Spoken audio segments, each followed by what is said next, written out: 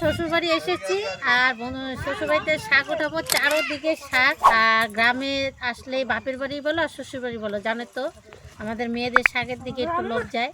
আর চলো দেখাচ্ছি, এই যে কাঁচা টমেটো দিয়ে শুকনো মাছ বলো, টমেটো চাটনি বলো, পোড়া বলো, ভালো লাগে। আর এদিকে দেখো মেয়ের কি খুশি, দাদু বাড়ি আসছে তো আমার সাথে দেখো ও শাক পাতাগুলো উঠাচ্ছে।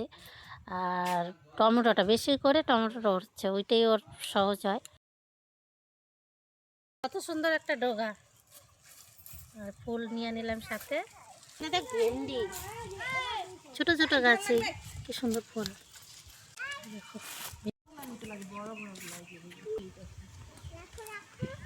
গাছে দেখ কি সুন্দর লঙ্কা, দেখ